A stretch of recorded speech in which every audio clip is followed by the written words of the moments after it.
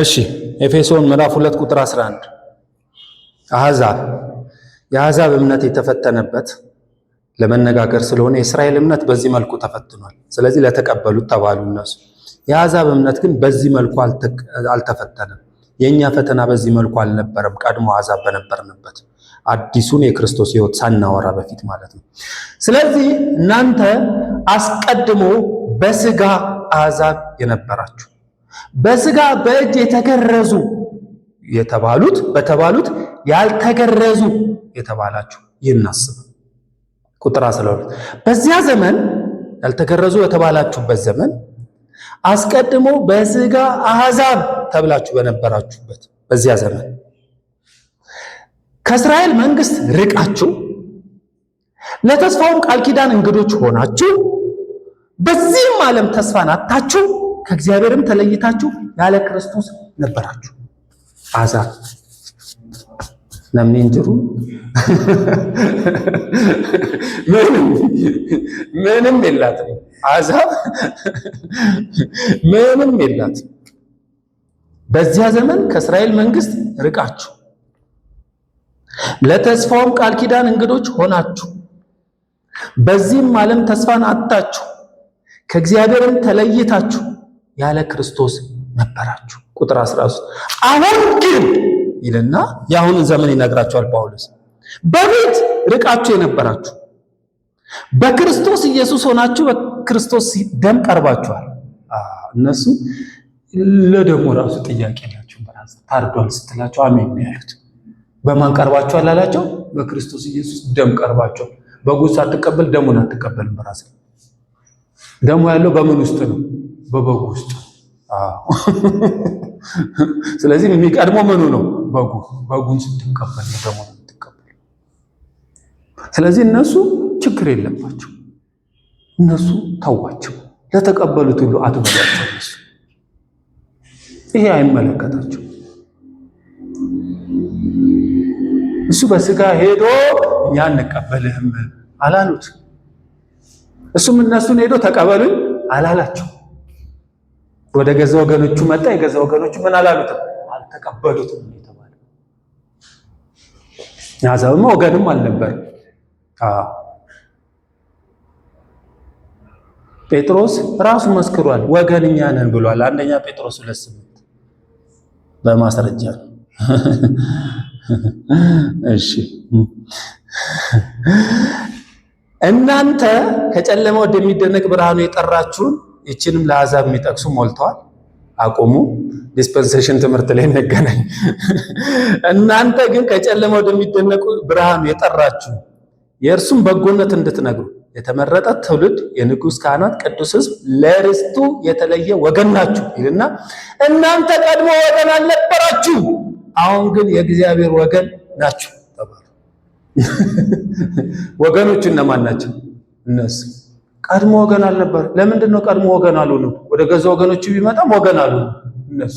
እሱ ወገኖቼ ብሎ መጣ። እነሱ ግን ወገናችን አይደለም ማለት። እንደውም ወገናችን ነህ ማለት የነበረባቸው ማን ናቸው? እነሱ ነበሩ። ምክንያቱም ወደ ገዛ ወገኖቹ በነሱ መንገድ፣ በነሱ ስታይል፣ በነሱ ልክ፣ በነሱ ሁኔታ ውስጥ ሲመጣ ወገናችን ማለት የነበረበት እሱ።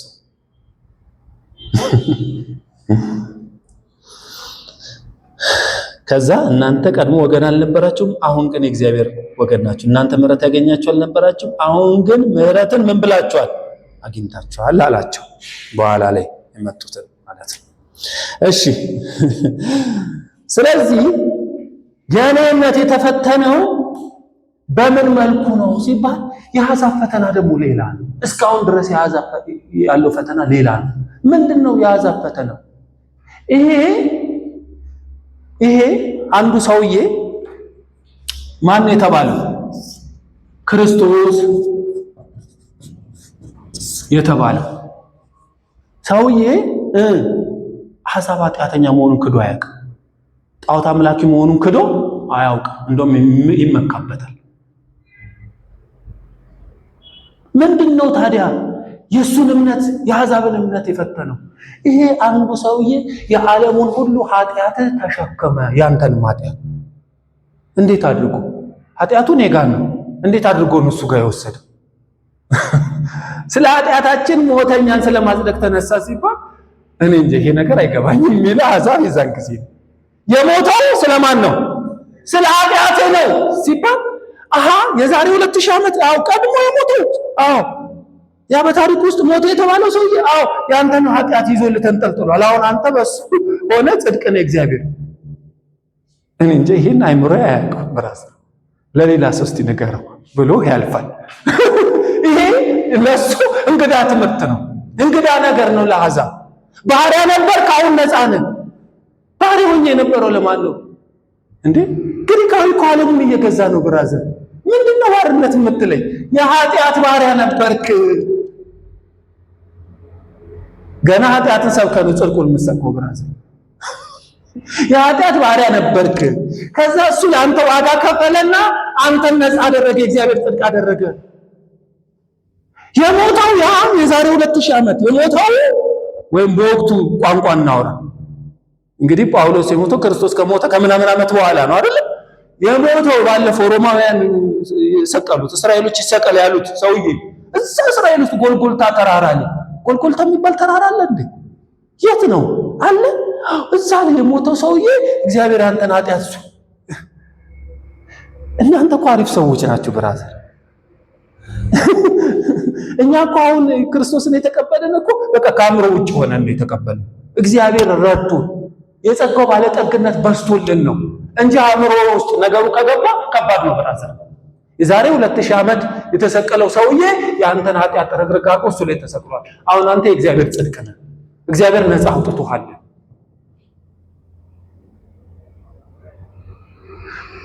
እኛ በእርሱ ሆነን የእግዚአብሔር ጽድቅ እንሆን ዘንድ ኃጢአት አላወቀው እርሱን ስለኛ ኃጢአት አደረገው። እዛ መስቀል ላይ ተንጠለጠለው ስለ አንተ ኃጢአት ሆኖ ነው። ስለዚህ አንዱ ስለ ሁሉ ስለሞተ እኛ ሁላችን ከሱ ጋር ምን ብለናል? ሞተናል። ይሆናል አይደል እንዴ? ምንድነው የምታወራው ሰውዬ? እሱ አእምሮ ነው የሚጠይቅህ። በመንፈስ ቅዱስ መረዳት አይደለም ጥያቄዎች የሚመጣ። ይሆናል አይደል እንዴ? እንዴት ነው እዛ ጋር ሞትክ የምትለኝ ብራዘር? ይሄንን ነው አሕዛብ ለአሕዛብ ፈተና የሆነው ይሄንን ነው ብራዘር፣ ይሄንን ነው። ስለዚህ እኛ የምንሰብከው ወንጌል ምንድነው? ክርስቶስ ስለ ኃጢአታችን ሞተ። አንደኛ ስለ ኃጢአታችን እኔ በስጋ መምጣቱን አይደለም ችግሬ፣ ስለ ኃጢአታችን ሞተ። ከዛስ ተቀበረ። ከዛስ እኛን ስለማጽደቅ ከሙታን ተነሳ። ትንሣኤ ከሞት በኋላ ህይወት አለ ብራዘር። በሱ ሆኜ የዘላለም ህይወት ወረስኩ፣ ተነሳሁ። ምንድነው የምታወራው? አሁን እዚሁ ሞትክ፣ ተቀበርክ፣ ተነሳ በአንድ ጊዜ ሶስቱንም ትለኛለህ በዚህ ቅጽበት። ይሄ መንፈሳዊ ቋንቋ ለአካላዊ ቋንቋ አይገባም ብራዘር። እያልካው ያወራው እኮ ይሄ አካሉ ዓለም ላይ ፊዚካሉ ዓለም ላይ የሚነገረው ነገር አይደለም። ሰውየው እዚሁ ቆሞ አመነና ከዛም በኋላ ስለ ኃጢአታችን ሞተ፣ ተቀበረ፣ እኛን ስለማጽደቅ ተነሳ ብለህ ብታምን የዛን ጊዜ የማን ልጅ ሆናል? እግዚአብሔር ልጅ ሆናል። የዛን ጊዜ በክርስቶስ ኢየሱስ የክርስቶስ አካል ሆነ በእግዚአብሔር ፊት ቆመሃል። ምንድነው የምታወራው? በዚህ ቅጽበት ምንም ሳለን ይህችን በማመን ብቻ መስቀል ላይ ሳልወጡ ስለ ኃጢአት ዋጋ ሳልከፍልም ምንም በዚችው ቅጽበት እኔ እንጃ ብራዘር፣ ይለፈኝ ለሌላ ሰው ነገር ነው የሚል አይደል? ለዛ ነው ከብዙዎች እያለፍን ሄድ ነው ከብዙዎች እያለፍን ሄድ ነው። በዚህ ምክንያት ይሄ አካላዊ አይደለም። በአካል አልሞትኩም እኔ አይደል እንዴ? በአካል አልተነሳውም አይደል? በአካላዊ የዘላለምን ህይወት እየኖርኩት አይደለም አይደል እንዴ? ታዲያ ምንድነው ለሰውየው የምትነግረው? መንፈሳዊ ቋንቋ ነው። ስለዚህ ኢየሱስ ጌታ ነው ብሎ እንኳን ለማውጣት የማን እርዳታ ያስፈልገዋል? ለሰውየው የመንፈስ ቅዱስ እርዳታ ያስፈልገዋል። በእግዚአብሔር መንፈስ ካልሆነ በስተቀር ኢየሱስ ጌታ ነው ማለት አይቻልም። በክፉ መንፈስ ካልተያዝክ በስተቀር ኢየሱስ ክርስቶስ የተረገመ ነው ማለት አትችልም። ሁለቱንም ለማለት የሁለት መናፍስት እርዳታ ያስፈልጋል። ስለዚህ እኔ የመንፈስ ቅዱስ እርዳታ ስለመጣልኝ ከክርስቶስ ጋር ሞቻለሁ፣ ተቀብሬያለሁ። ከክርስቶስ ጋር ምን ብያለሁ? ብያመንኩኝ ተነስቻለሁ። ክብር ለመንፈስ ቅዱስ፣ ክብር ለመንፈስ ቅዱስ። እዚህ ሆኜ በቅጽበት ያንን ማመን ተሰጠኝ። ጸጋው የእግዚአብሔር በጎ እርዳታ፣ እግዚአብሔር ዘላለማዊ ቸርነት ተገለጠልኝ ብራዘር። ለወንድሞቻችንም የምንለምነው የእግዚአብሔርን ቸርነት ነው ብራዘር። ምክንያቱም በእውቀት አይደለም ይሄ ነገር፣ በችሎታም አይደለም። የዓለም ጥበብ በእግዚአብሔር ፊት ምንድን ነው? ሞኝነት ነው። ስለዚህ ጥበቧን ተጠቅማ ይሄንን ልትል አትችልም ወንድም። አየህ፣ የኔ ፈተና ሌላ ነው። የኔ ፈተና ሌላ ነው። የኔ ፈተና ኢየሱስን መቀበል አለመቀበል አይደለም። የሁላችንን ኃጢአት እግዚአብሔር በሱ ላይ አኖሯል ሲል እሱ ማጣት የለበትም። አዎ እሱ ማጣት የለበትም። አዎ የለበትም። እንዴ ሲል ስለሁሉ ይሄ አንዱ ሰውዬ አዎ ስለ ሁላችን የተንጠለጠለው አዎ በራሱ ኬዝ አይደለም፣ በራሱ ኬዝ አይደለም ብራዘር፣ አንተ ኬዝ ነው። ምክንያቱ አንተ ነህ፣ ራሱ አይደለም። በአንተ ምክንያት እዛ ላይ ወጥቷል። አሕዛብ ይሄ ነው ችግሩ። እንዴት አድርጌ ወንድሜ ልመልስ? እኔም ወንድሞቼ ላይ አልፈርድም። ይሄ ነገር የሚታመን እኮ አይደለም፣ የማይቻል ነገር ነው ወንድሜ። አይዘው የእግዚአብሔር መንገድ ነገሩ በዚህ በአእምሮ ከመረመር ነው ከባድ ነው። ግን እግዚአብሔር ደግሞ ሰዎችን ሁሉ የሚያድን የማን ጸጋ ተገልጧል አለ? እግዚአብሔር ጸጋ ስለተገለጠ ወንድሞቼ፣ ስለተገለጠ እንጂ በዚህኛው አይችልም ነበር ማለት ነው። እስራኤል እስካሁን ፌል አድርጋለች። በማን ጉዳይ ነው ፌል ያደረገችው? እግዚአብሔርን አላመልክም ብላ ነው እንዴ? ቤተ መቅደስ አልሰራም ብላ ነው እንዴ? አልሰዋም ብላ ነው እንዴ? በዓላትን አላከብርም ብላ ነው እንዴ? ሰንበትን አልጠብቅም ብላ ነው እንዴ? እግዚአብሔርን ስም በከንቱ ጠርታ ነው እንዴ እስራኤል የተተወችው? አይደለም ወንድሜ፣ ጉዳዩ ክርስቶስ ነው። ዓለም ክርስቶስን ትታ ሌላ ጨዋታ ከጀመረች የሐሰተኛው መንፈስ አዋጅ ነው። ስለዚህ ነው ቆመን በትክክል እውነቱን ወንጌል ገልጠን እንነጋገር የምንል።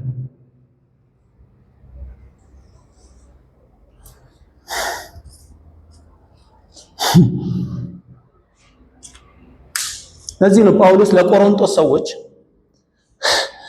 አራዊት በልልታ ለተባሉት ከእግዚአብሔር ርቀዋል ለተባሉት ሄደና ኢየሱስ ክርስቶስ ቃል ሥጋ ሆኗል ወንድሞች ምናምን አላለ። እንደ ዮሐንስ ኢየሱስ ስብከት ሌላ ነው። ተቀበሉት አላለ። ምንድን ነው ያለው? ወንድሞች ሆይ የሰበኩላችሁ ደግሞም የተቀበላችሁትን ይኸውልህ፣ መቀበል አይደለ የምትፈልገው? አዎ እዚህ ጋር ነው። ወንድሞች ሆይ የሰበኩላችሁ ምንድን ነው የሰበከኝ? ደግሞም እናንተ ምን ያላችሁትን የተቀበላችሁትን በእርሱም ደግሞ የቆማችሁበትን በእርሱም ደግሞ የምትድኑበትን ወንጌል አሳስባችኋለሁ። ስሙ በዓለም ላይ ያላችሁ አሁን ወንድሞች ሆይ የሰበኩላችሁ ደግሞም የተቀበላችሁትን በእርሱም ደግሞ የቆማችሁበትን በእርሱም ደግሞ የምትድኑበትን ወንጌል አሳስባችኋለሁ፣ በከንቱ ካላመናችሁ በስተቀር። በምን ካላመናችሁ? በከንቱ ዝም ብላችሁ እምነት ብላችሁ ካላመናችሁ በስተቀር። እውነተኛ እምነት ከሆነ ያመንከው ነገር አለ፣ የተቀበልከው ነገር አለ ማለት ነው። በከንቱ ካላመናችሁ በቀር ብታስቡት በምን ቃል እንደሰበኩላችሁ አሳስባችኋለሁ። ከእንደገና አለርት፣ ከእንደገና ሪማይንደር ምን የሰበኩላችሁን በትክክል የገባችሁ አልመሰለኝ። ያመናችሁት የተቀበላችሁት ነገር በትክክል የገባችሁ አልመሰለኝ። ስለዚህ ድጋሚ ምን እላችኋለሁ? አሳስባችኋለሁ። የሰበኩላችሁ ይኸው፣ ሌላ አልሰበኩም፣ የሰበኩላችሁ እናንተ ደግሞ ምን ያላችሁት? የተቀበላችሁት። ከዛስ በእርሱ ምን የምትድኑበትን ወንጌል አሳስባችኋለሁ ድጋሚ። ከዚህ በፊት ሲሰብክላቸው አልነገረንም፣ ሲያሳስባቸው ግን እየነገረን። ስለዚህ የተቀበሉት አለ ማለት ነው። ቀድሞ አተረጓጉማችን እንደዛ ነው። እኔ ደግሞ የተቀበልኩትን አንተም የተቀበልከው አንተ የተቀበልከው ኢየሱስ ክርስቶስ በሥጋ መጥቷል ምናምን አይደል እንዴ? እንደገዛ አይደል? እሱን የሚሉትማ ሳሳድድ ነበር ብራዘር። እሱን የሚሉትማ ሳሰቅል ነበር። እነ እስጢፋኖስ ሳስገድል ስስማማ ነበር ብራዘር።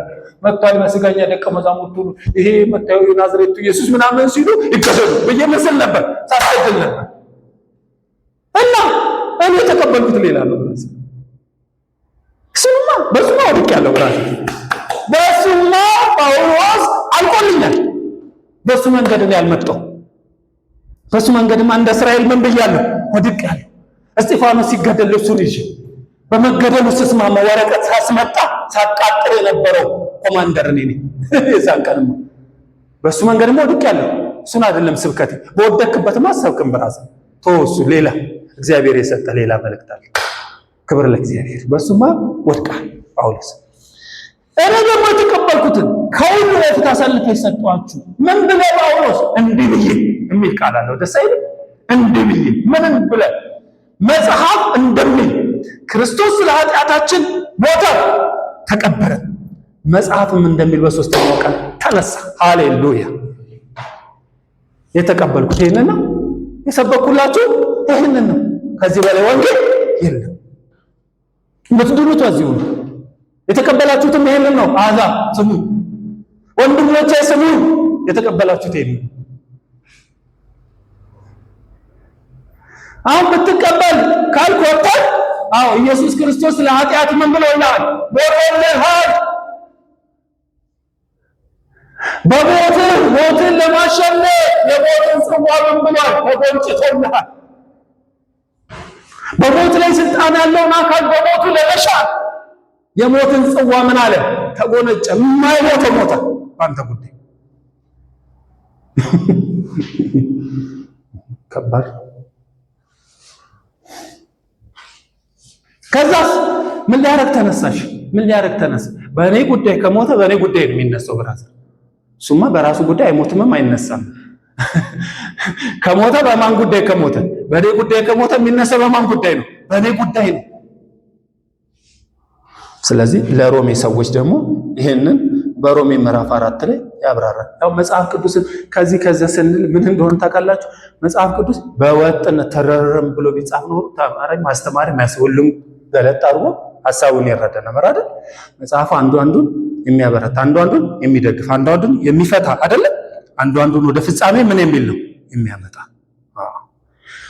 ስለዚህ 4:23 ጀምሮ ሮሜ ምዕራፍ 4:23 ጀምሮ እንዲህ የሚል ቃል አለ። ነገር ግን ተቆጠረለት የሚለው ቃል ስለ እርሱ ብቻ የተጻፈ አይደለም ስለኛም ነው እንጂ ይልና ምን ይላል? ስለ በደላችን አልፎ የተሰጠው። ቅድም አሕዛብ ያልኳችሁ ይችላል። አንተ ወንድሜ ወይ ስለ በደል ነው አልፎ የተሰጠው። በመስቀል ላይ ተንጠለጠለው ስለምን ነው? ስለ በደል።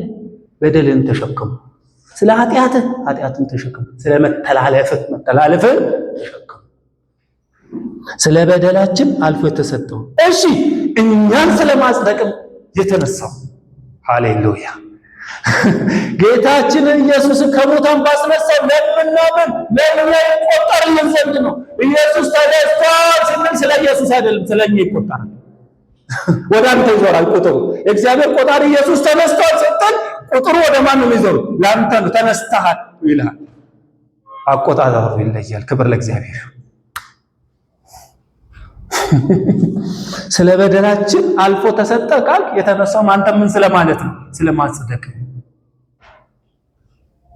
የበደልከው አንተ፣ የጸደቀው ማለት አንተ።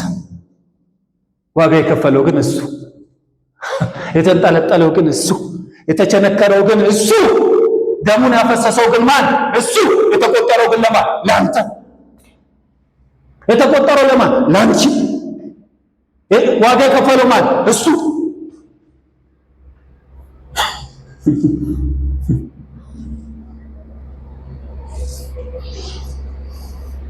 የአሕዛብ ፈተና ነበር። አሕዛብ እምነቱ የተፈተነው በዚህ መንገድ ነው። እስካሁንም ጥያቄ የሰበኩላችሁ ምን ሰበክንም? ክርስቶስ ስለ ኃጢአታችሁ ሞተ፣ ተቀበረ፣ በሶስተኛው ቀን ከሙታን ተነሳ ብሎ ሰበከላችሁ።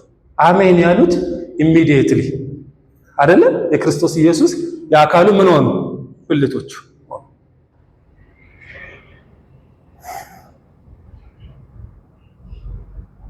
የእስራኤል ፈተና ሌላ ነው፣ የአሕዛብ ፈተና ሌላ ነው። እስራኤል የምትመጣው በሌላ መንገድ ነው፣ አሕዛብ የሚመጣው በሌላ መንገድ።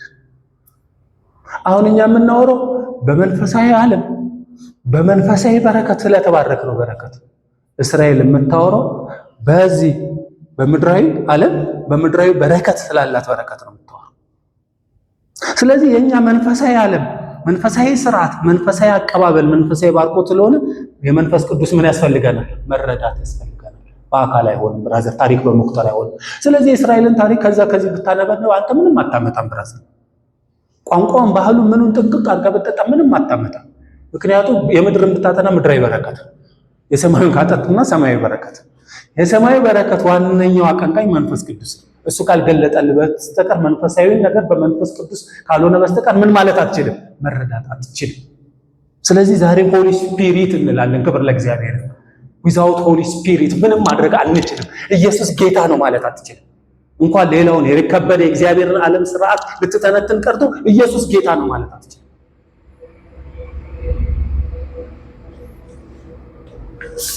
ወደ መደምደሚያው እንምጣ። መደምደሚያው የእስራኤልን የምንቋጨው በስጋ መገለጡን የምንቋጨው የዮሐንስ ወንጌል ምዕራፍ 10 ከቁጥር 1 ጀምሮ እስከ መጨረሻው ቁጥር ብታጠኑት የምትመለከቱኝ ሰዎች ጥሩ ነው ብዬ አስባለሁ።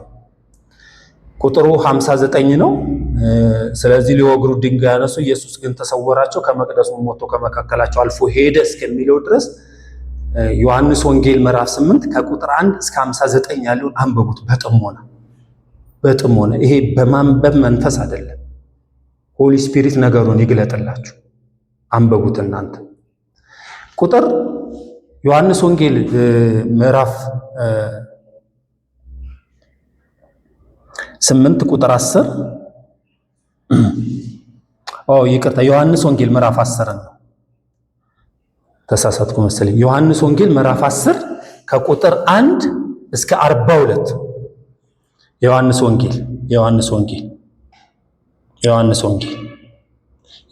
ወንጌል ምዕራፍ 10 ከቁጥር 1 እስከ 42 ነው ያለው። እሱን በጥሞና አንብቡት፣ መንፈስ ቅዱስ ይግለጥላችሁ። እኛ ግን አሁን ዮሐንስ ወንጌል ምዕራፍ 10 ቁጥር 8 እንጀምራለን። ቁጥር 8 የእስራኤልንና የእግዚአብሔርን ግጭት የሚተነትን ሊያበራልን የሚችል የክርስቶስ ኢየሱስን በስጋ መገለጥ አልቀበልም የማለቷ መደምደሚያ መዝጊያ በሩን እንመለከታለን። እንዲህ አለ፣ ከኔ በፊት የመጡ ሁሉ ሌቦችና ወንበዴዎች ናቸው፣ ዳሩ ግን በጎቹ አልሰሟቸውም ማለት። ምናልባት ይህንን ቃል ለምትፈቱ ሰዎች ከእኔ በፊት የመጡ ብሎ የተናገረው እንግዲህ እኔ ክርስቶስ ነኝ እያሉ ሐሰተኛ ነቢያቶች መጥተው ሊሆን ይችላል። የብዙዎቹ ግምት እሱ።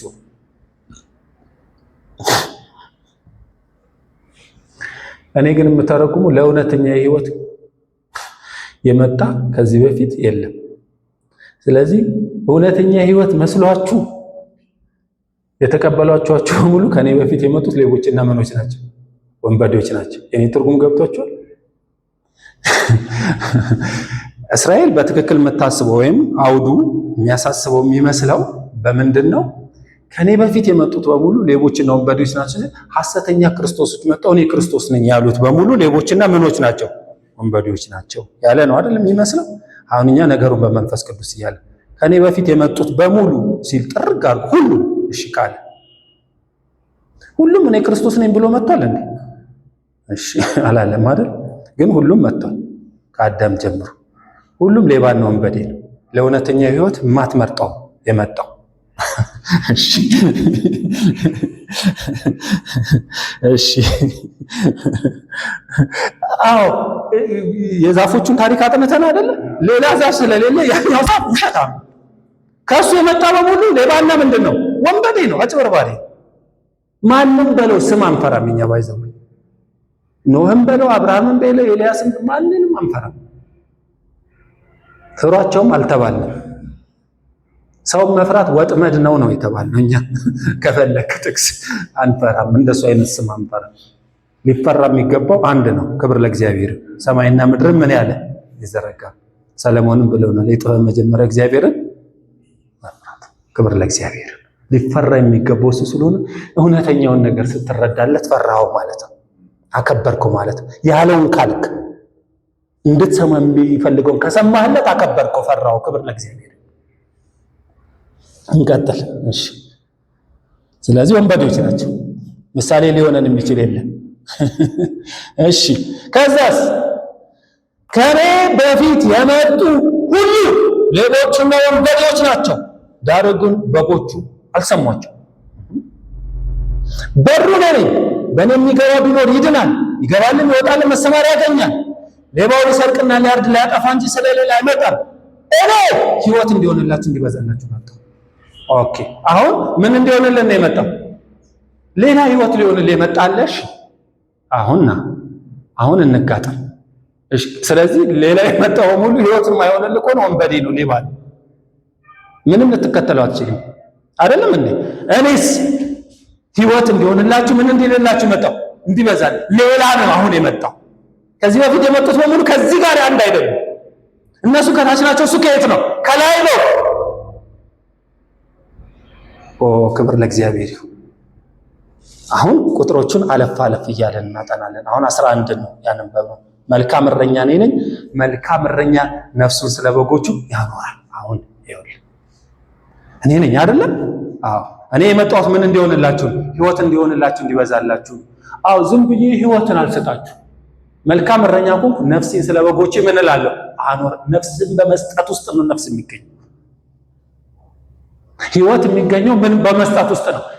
ነፍሱን የማይሰጥ እረኛ ምን ያደርግልሃል? ብራዘር እሺ ቁጥር አንድም በሱ ነፍስ አንተ ነፍስን አታተርፍ።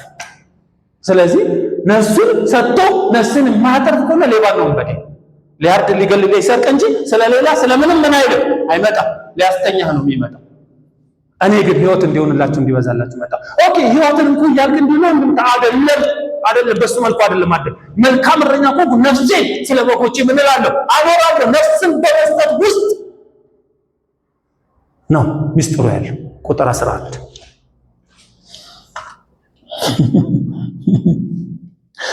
እረኛ ያልሆነው አለ በጎቹ የእርሱ ያልሆኑ ሙያተኛ ግን ተኩላ ሲመጣ ባየ ጊዜ በጎቹን ትሸሻል። ተኩላም ይነጥቃቸዋል፣ በጎችም ይበትናቸዋል። ሙያተኛ ስለሆነ ለበጎችም ስለማይገደው ሙያተኛ ይሸሻል። ሲሸሹ ነው የምናውቃቸው። ብራዘር አንድም ስማ የፈለከውን ስም ጥራ፣ አንድም ዋጋ የከፈለልኝ የለም። ሁሉም ሸሽ፣ ሁሉም በራሱ ጉዳይ ምን የሚል ነው የሚሸሽ። አንድም ለዚህ ነው መጽሐፉ ትኩረታችንን ማለ ብቻ ነፍሱን ስለኛ በመስጠት ውስጥ በሱ ጉዳይ ላይ ብቻ እንድናተኩር። እንቀጥል። ቁጥር 14 እና 15 መልካም እረኛ እኔ ነኝ፣ አብም እንደሚያውቀኝ እኔም አብን እንደማውቀው የራሴን በጎች አውቃለሁ፣ የራሴን በጎች ያውቁኛል። ነፍሴን ስለ በጎች አኖራለሁ። አሁንም ክብር ለእግዚአብሔር። አዎ በጎች ያውቁኛል። በምንድን ነው የሚያውቁት? ነፍሱን ስለሚያኖርልኛል የሚሉት ናቸው የሚያውቁት። አውቄዋለሁ ያለ ሰው ምን ብሎ ነው የሚያውቀው? ነፍሱን ያኖርልኛል ብሎ ነው የሚያውቀው። ስለዚህ ክርስቶስ እንዲታወቀው ነፍሱን በማኖር ውስጥ ነው ከሌላው የሚለየው። ብራዘር ነፍሱን ስለሌላው ምን በማለት ውስጥ? በማኖር ውስጥ ነፍሱን የሚያኖር ነው እረኛ።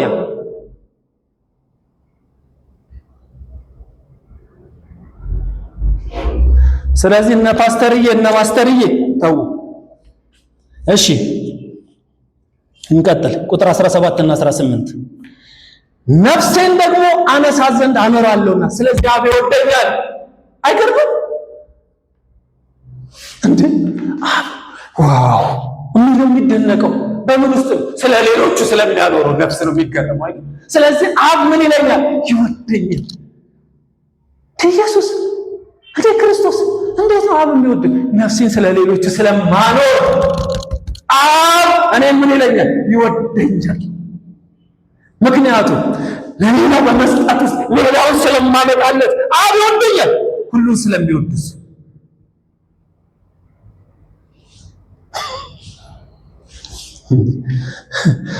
ከዛ በፊት አይወድህም ነበር እንዴ ትላለኛ ቴዎሎጂያን ከብት ዝምበል ነው ወንደል። አሁን የሚያንጓራው ስለሱ አይደለም። እሱ መውደድም ጥላቻም በሌለበት ስርዓት ውስጥ የሚኖር ነው አይደለም እንዴ?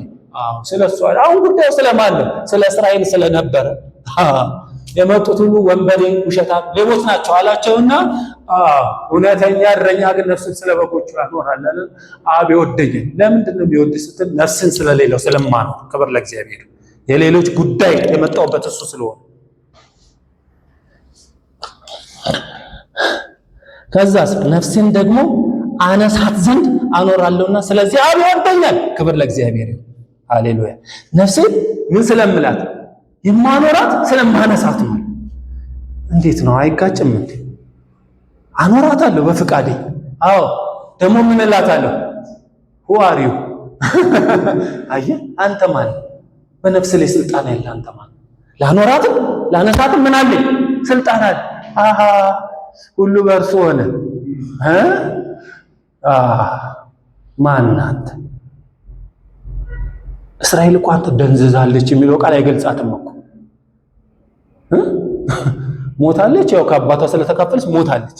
አሁን ደግሞ በእውቀት እንኳን እንዳትነቃ ምን ብላለች? ደንዝዛለች።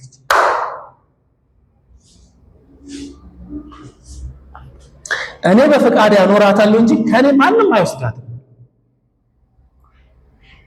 የተገለጥኩት በስጋ ኃጢአትን በስጋ ለመኮነን ስለሆነ በፈቃዴ ነው ማኖራት። በፈቃዴ ነው ኃጢአታችሁ በስጋዬ በእንጨት ላይ የምሸከመው። ማንም አስገድዶኝ አይደለም፣ የማንም ጥሪ አይደለም። ጌታ ሆይ እባክህ ድረስልን የሚል የዓለም ጫጫታ ጆሮን አደንቁሩት አይደለም። የመጣሁት በምን ነው አለ? በፈቃድ። በፈቃዱ ስለሚያኖራት በፈቃዱ ምን ይላታል? ያነሳታል። አይ በዚህ ሁሉ ውስጥ አንተ ነህ ብራዘር፣ እኛ ነን። ፈቃዱን የሰጠው ስለኛ ነው። እንግዲህ ቁጥር 19 ከዚህ ቃል የተነሳ በአይሁድ መካከል እንደገና መለያየት። ይህ ሰውዬ ነፍሱን ያኖራል፣ ነፍሱን ያነሳል። ምን አይነት ሰው ነው? ከእንደገና በአይሁድ መካከል ምን ተጀመረ? እርስ በርስ መለየት። ማን ስለሆንክ ነው አንተ የሚል አይ ብድግ አሉና ማንም ስለ ጋኔን አለበት። ይሄው ከነሱም ብዙዎቹ ጋኔን አለበት አውዷል። ስለምን ትሰሙታላችሁ አሉ። ተቀበሉ እንደምትለው አይደለም፣ ነገሩ ከባድ ስለሆነ ጋኔን አለበት አውዷል። በቃ ጸበል ካለ ወገኖቹ ለምን አይወስዱት? አንዳንዴ እንላለን አይደል? ወደ እንትን ቢወስዱት እኮ ይድን ነበር አይደል? ለምን አበደ ብለዋልና ሊይዙት መጡ የሚል ቃል የለም እንዴ? አለ። አዎ ነገሩ እኮ የእብድ ነው የሚያጫውተው። እግዚአብሔር በስጋ መገለጡ ሳያንስ ደግሞ ነፍሱን ያኖራል። እግዚአብሔር ይሞታል። እግዚአብሔር በክርስቶስ ስጋ ሊሞት ነው። እብድ ሌላ እብድ ነው የምትጫወተው። ስለዚህ ምን አለበት ማለት ይሻላል? ጋኔን አለበት። ስለምን ትሰሙታላችሁ? ይሄ አብዷል። በቃ ጨርቁን ጥሏል።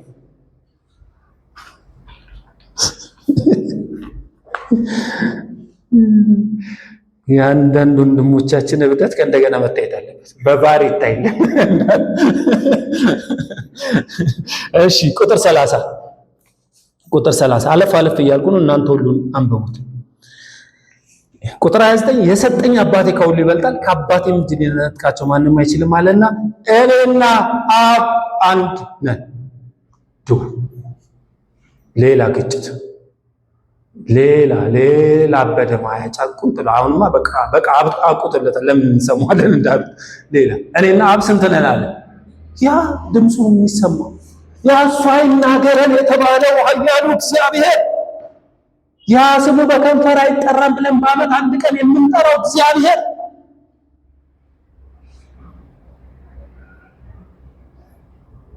ያ ልኬት የሌለው ስሌት የሌለው በቃላት ሊገለጥ የማይችለው ምሳሌ የሌለው እግዚአብሔር እዚህ ጋር መጥቶ እኔና አብ አንድ ነን ይበለን። እስቲ እስካሁን ሰማን።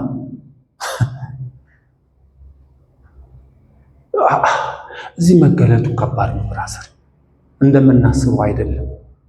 ስለዚህ ወንድሞቼ ለተቀበሉት የሚለውን ቃል ከእንደገና አርጋችሁ ይሁት። ቁጥር 33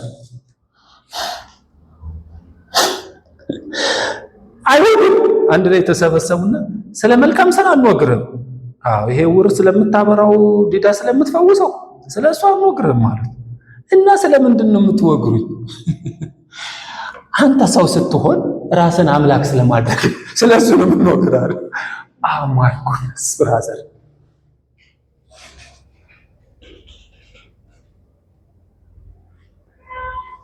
ይሄ የሰፈር ጨዋታ ላይ ሁሉም ይስማማል። እውነቴን እኮ ነው። እንዲህ ጡብ ብለህ ምናምን እንዲህ የማይሻገረውን ነገር ስትሰራ ሁሉም ይስማማል።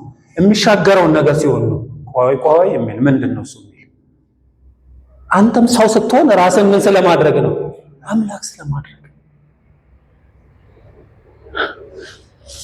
እግዚአብሔር አንድ ነው። እግዚአብሔር ግን ምንድን ነው? አካላዊ ነው። በአንዱ እግዚአብሔር ውስጥ ስንት አካላት አሉ? 3 አካላት አሉ። ስለዚህ እሱ አንዱ አካል እኔ እግዚአብሔር ነኝ ማለት አይችልም እንዴ?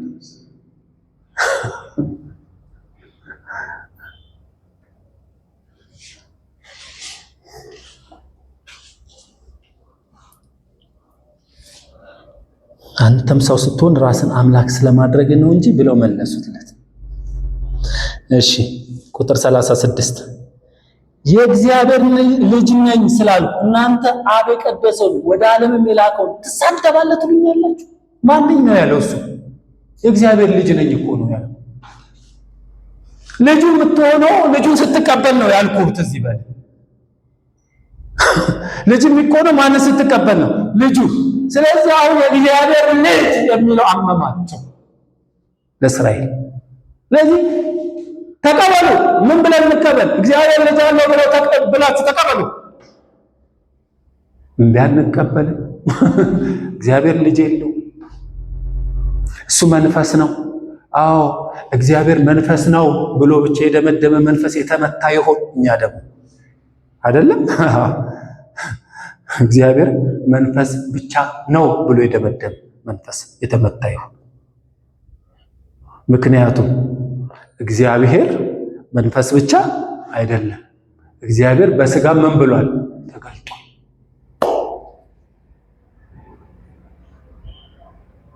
የሥላሴ አማኝ የሆኑትን ከሌሎች የሚለያቸው ግብግብ አንዱ ይሄኛው በስጋ የተገለጠ በመንፈስ ምን ያለ የጸደቀ በዓለም የተሰበከ ለመላእክት የታየ በክብር ያደረገው እሱ በስጋ የተገለጠ እግዚአብሔር። እኔን ያየ አብን አይቷል። እኔና አብ ስንት ነን? አንድ ነን። አንተና አብ እንዴት ነው አንድ? ሁለታችንም እግዚአብሔር በሚለው አንድ ነን። አንድ እግዚአብሔር በሚለው ውስጥ አይደል? ስንት ነን? አንድ ነን። የእግዚአብሔር ልጅ ነኝ ስላልኩ እናንተ አብ የቀደሰውን ወደ ዓለም የላከውን ትሳደባላችሁ ትሉኛላችሁ። ቁጥር 38 የመጨረሻው ባደርገው ግን እኔስ እንኳ ባታምኑ አብ በእኔ እንደሆነ እኔም በአብ እንደሆንኩ ታውቁና ታስተውሉ ዘንድ ስራውን እመኑ አላቸው። እኔ አባቴን ስራ ባላደርግ አትመኑኛ፣ ባደርገው ግን እኔም እንኳን ባታምኑ አብ በእኔ እንደሆነ እኔም በአብ እንደሆንኩ። አብ በማን ነው አላቸው? በእኔ። እኔም በማን ነኝ? በአብ። ቢያንስ በስራው ነው አላቸው። ስለዚህ በሙት መንፈስ ስርዓት ውስጥ ያለውን እንቅስቃሴ ሙሉ ለሙሉ ተታለው ያ ነው ትክክለኛ ስርዓት ብለው ሲኖሩ የነበሩትን ሰዎች ይሄ የእግዚአብሔርን በስጋ መገለጥ ወይም እግዚአብሔር በስጋ ተገልጦ ኃጢአታችንን በስጋው በእንጨት ላይ ተሸክሞ በኃጢአት ምክንያት ሞቶ በሞት ላይ ስልጣን ያለውን አካል በሞቱ አሸንፎ አዲስ ህይወት ይሰጠናል፣ ሌላ ህይወት አለ የሚል አስተሳሰብ ያለው ማንም አልነበረም በእስራኤል።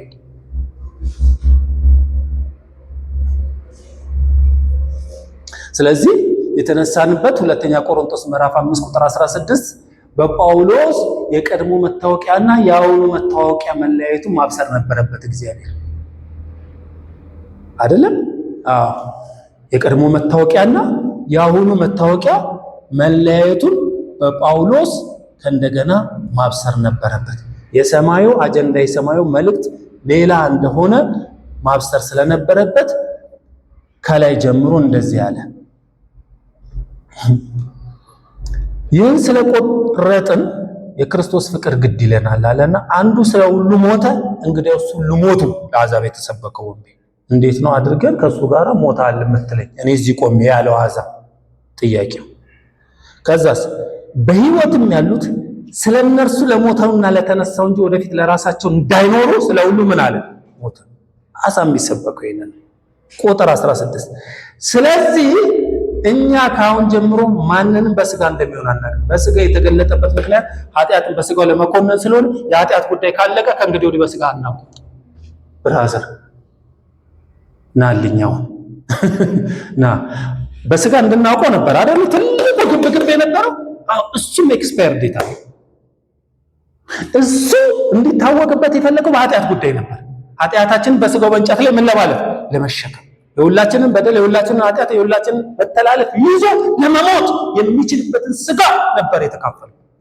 ከዛስ የኃጢአት ጉዳይ ከተፈጸመ በኋላስ አሁን ማንንም በስጋ እንደሆነ አናውቅም። ብራዘር ኃጢአት በስጋ ልኩን አግኝቷል። ኃጢአት በክርስቶስ ስጋ ላይ አድርጎ ተቀጥቷል። ኃጢአት በክርስቶስ ስጋ ላይ ሆኖ ተኮንኗል። በኃጢአተኛ ስጋ ምሳሌ እሱም ተገልጧል። ክርስቶስ ኢየሱስ ኃጢአትን ተሸክሞ ሞቷል፣ ተቀብሯል ኢየሱስ ክርስቶስ። ስለዚህ አሁን እኛ ማንንም በስጋ እንደሆነ አናውቅም። ክርስቶስ ኢየሱስን በስጋ ያወቅነው ቢሆን እንኳን ከእንግዲህ ወዲህ ምን አንለው አናውቀው። ስለዚህ ስጋ ሰፈር አትሂድ ብራዘር፣ አሁን በቃ ውጣ።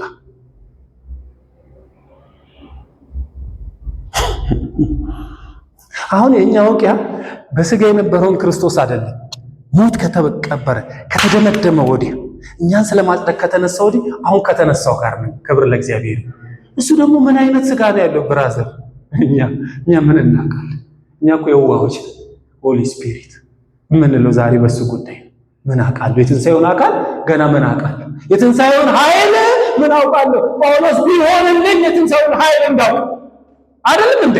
አዎ ባውቅ ገና ባውቅ ገና እንዳልያዝኩት እቆጥራለሁ። ባውቀው ደስ ይለኛል የትንሣኤውን ኃይል ምን አይነት ኃይል እንደሆነ፣ ምን አይነት ጉልበት እንደሆነ፣ ምን አይነት አቅም እንደሆነ ገና አልተረዳሁትም። የትንሣኤውን ኃይል ብረዳ ደስ ይለኝ ነበር በራሴ።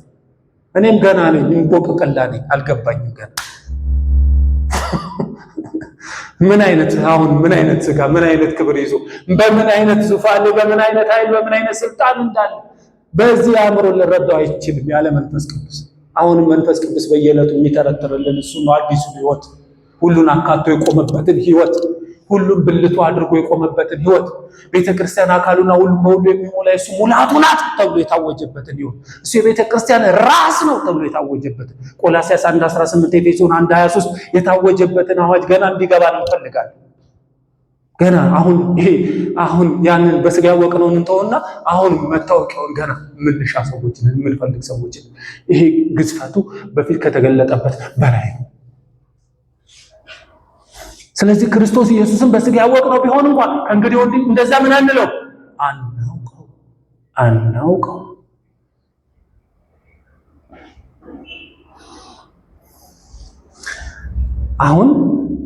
አሁን ራእይ ያስፈልገናል። ክብር ለእግዚአብሔር ይሁን። አሁን አይናችንንም ሕሊናችንንም ጨፍነን ራእይ ያስፈልገናል። ምን አይነት ራእይ ነው የሚያስፈልግ ሲል ይሄ ራእይ አለኝ ምናምን እያላችሁ የምትቀባጠሩትን ታውትና ወንድሞች፣ አሁን ሌላ ራእይ ያስፈልገናል።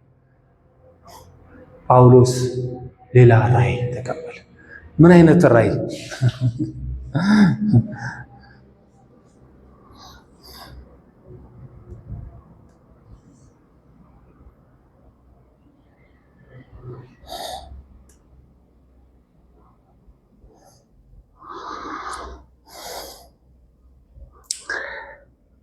ሁለተኛ ቆሮንቶስ ምዕራፍ 12 ቁጥር 12 ሌላ ራእይ። ትምክህት የሚያስፈልግ ነው፣ አይጠቅምም። ነገር ግን ከጌታ ወዳለው ራእይና መገለጥ እንመጣለን። ወዴት እንመጣለን? ከጌታ ወዳለው ራእይና ምን መገለጥ። እሱ ካልገለጠው አዲስ ራእይ ካላመጣ በስተቀር በፍጹም በቀደመው መንገድ ይሄ በግሪኩ በህንዱ እያለ አትችልም። ከጌታ ወዳለው ራእይና መገለጥ ምን እላለሁ? እመጣለሁ። እሺ ጳውሎስ ሰውን በክርስቶስ አውቃለሁ፣ በስጋ እንደሆነ አላውቅም እንዴ? እያየው ስቆነጥጠው እያመመ በስጋ እንደሆነ አላውቅም። አዎ ይሄ ውቂያ ሌላ ነው ብራዘር። አሁን ይሄ ከእግዚአብሔር ወዳለው ራእይና መገለጥ ገባ ስትል ሰውን በማን አውቃለሁ አለ? በስጋ እንደሆነ አላውቅም። ማንንም በስጋ ሊያውቀው ወደማይችልበት ራእይና መገለጥ መጣ። የሰው መታወቂያው ሌላ ሆነ። ማን? በክርስቶስ እንደሆነ አላውቅም። ወይም ከስጋ ውጭ እንደሆነ እግዚአብሔር ያውቃል። እንዲህ ያለው ሰው ከ14 ዓመት በፊት እስከ 3ኛው ሰማይ ድረስ ተነጠቀ። እንዲህ ያለው ሰው አውቃለሁ፣ በስጋ እንደሆነ ወይም ያለ ስጋ እንደሆነ አላውቅም፣ እግዚአብሔር ያውቃል። ወደ ገነት ተነጠቀ። ሰው ሊናገረው የማይገባው የማይነገረውን ቃል ሰማ። ማይ ጋድ! ሰው ሊናገረው የማይችለው የማይነገረውንም ቃል ምን አለ? ሰማ። እንዴት አድርገን የእግዚአብሔር ንግግር እንዴት ተርጉመን እንዴት አድርገን ልታወጣው የምትችል? አትችልም። ራስህ በቃ ይኑር፣ ዝም ብሎ ይኑር። ራሱ ሲመጣ ራሱ ይገልጣል። ክብር ለእግዚአብሔር። የራሱ መገለጥ ይሆናል። አንተ አትታገል፣ መገለጥ ይታበላ። አትችለውም። እሱ እንዲህ ያለው ሰው ከ14 ዓመት በፊት ጠፍቷል። አሁን ሌላ መጥቷል። ክብር ለእግዚአብሔር። ሰው ሊናገረው ሊሰማው የማይችለውን ቃል ምን አለ? ሰማ። ሌላ ነው ይሄ ሌላ ነው። ስለዚህ አሁን ማንንም በስጋ እንደሆነ ያለ ስጋ ምናምን እያልክ እዚህ በመንፈስ ነው ነፍስ ነው ምናምን አትበለም። በቃ ተወው። እኛ እንደዚህ አይነት ጨዋታ ውስጥ የለንበት። አሁን እኛ ሌላ ራእይ አለ። ክብር ለእግዚአብሔር። ከጌታ ወደ ሆነው ራእይና መገለጥ ምን እላለሁ? እመጣለሁ። ክርስቶስን በስጋ ያወቅነው ቢሆን እንኳን ከእንግዲህ ወዲህ እንደዛ ምን አንለው አናውቀው። አሁን በኃጢአት እንዲሆኑ በኃጢአት እንደሱ አይደለም። ክብር ለእግዚአብሔር። የኃጢአት ጉዳይ ተፈጽሟል አይደለም? እሺ፣ ስለዚህ ይህንን ትምህርታችንን በዚህ ዘግተናል። የክርስቶስ ኢየሱስ በአካል መገለጥ በምን ጉዳይ እንደሆነ ፋይናሊ እስከምን ድረስ እንደሄደ ከዛ ወዲህ የሚሰበከው ወንጌል ምን እንደሆነ ተነጋግረናል። ስለዚህ ትምህርታችንን በዚህ ላይ እናበቃለን።